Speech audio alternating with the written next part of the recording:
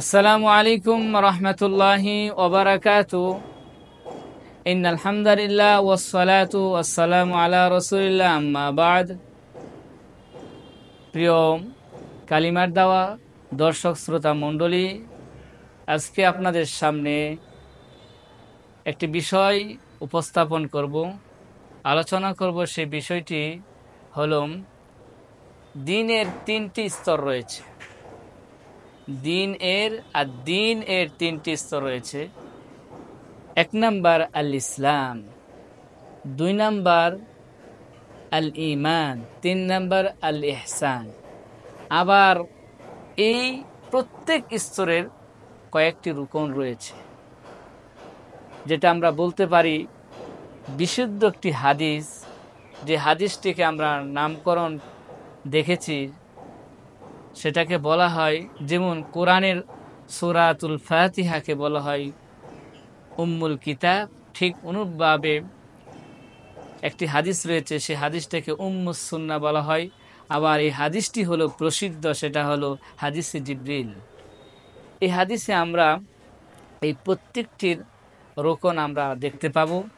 রোকন মানে হলো খুঁটি, স্তম্ভ, অনেক অর্থই বহন করে। তাহলে প্রথমে আমরা জানব ইসলামের কয়টি রুকন রয়েছে। সম্মানিত দর্শক শ্রোতা, ইসলামের 5টি স্তম্ভ রয়েছে, ইসলামের 5টি পিলার রয়েছে। একজন মুসলিম হতে হলে প্রথমে আপনাকে আমাকে এই 5টি স্তম্ভ, মৌলিক বিষয়গুলো আপনাকে আমাকে গ্রহণ করতে হবে। এক নাম্বার, এই সাক্ষ্য প্রদান করা যে আল্লাহ ছাড়া সত্যিকার কোনো ইলাহ নেই ও মুহাম্মদুর রাসূলুল্লাহ সাল্লাল্লাহু আলাইহি ওয়াসাল্লাম তার বান্দা ও রাসূল। 2 নাম্বার, সালাত কায়েম করা।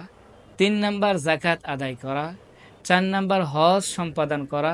5 নাম্বার, রমাদানের মাসের সিয়াম পালন করা। এ হলো ইসলামের 5টি স্তম্ভ। প্রত্যেকটা মুসলিমকে এই মৌলিক বিষয়গুলি আমল করা অতীব গুরুত্বপূর্ণ, জরুরি বিষয়। 2 নাম্বার যেটি বলতে চাচ্ছিলেন সেটা আল ঈমান। ঈমানেরও 6টি রুকন রয়েছে। যে রুকনগুলি একজন মুমিনের ভিতরে যদি না থাকে, তাহলে সে মুমিন হতে পারবে না। তার ঈমানের রুকন হলো 6টি। 1 নাম্বার, আল্লাহর প্রতি ঈমান। 2 নাম্বার, ফেরেশতাগণের প্রতি ঈমান। 3 নাম্বার, রাসূলগণের প্রতি ঈমান। 4 নাম্বার, আসমানি কিতাবসমূহের প্রতি ঈমান। 5 নাম্বার, পরকালের প্রতি ঈমান।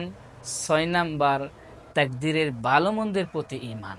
এ হলো ঈমানের 6টি রুকন, যা একজন মুমিনকে অবশ্যই এই সমস্ত মৌলিক বিষয়ের প্রতি ঈমান আনতে হবে। আবশ্যক তাকে গ্রহণ করতে হবে। 3 নাম্বার হলো দ্বীনের স্তরের মাঝে আল ইহসান।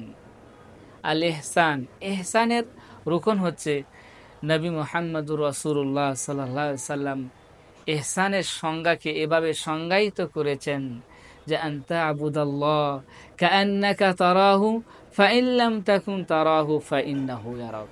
রাসূল সাল্লাল্লাহু আলাইহি সাল্লাম বলছেন, তুমি এমনভাবে আল্লাহর ইবাদত করবে যেন তুমি তাকে দেখছো। যদি তাকে না দেখো, তাহলে তিনি তোমাকে দেখছেন বলে অনুভব করবে।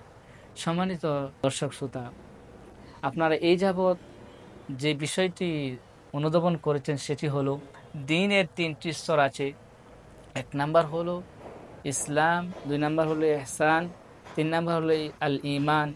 এই 3টির আবার রুকন রয়েছে, স্তর রয়েছে, সেখানে আবার স্তম্ভ রয়েছে।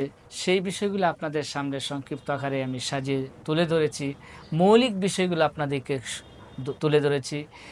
এই সময় পর্যন্ত আপনারা বিশেষ করে কালিমার দাওয়া দর্শক শ্রোতা মণ্ডলী শুনেছেন, এজন্য আপনাদের প্রতি জানাই শুকরিয়া। জাযাকুমুল্লাহ খায়র, বারাকুমুল্লাহ ফিক। আল্লাহ রাব্বুল আলামিন আমাদেরকে এই মৌলিক বিষয়কে বিশ্লেষণ, আমল করার তৌফিক দান করুন। সকলে বলি আমরা আমিন। এ বলে আমার আলোচনা শেষ করছি। সুবহানাকা আল্লাহুম্মা ওয়া বিহামদিকা আশহাদু আল্লা ইলাহা ইল্লা আনতা আস্তাগফিরুকা ওয়া আতুবু ইলাইক।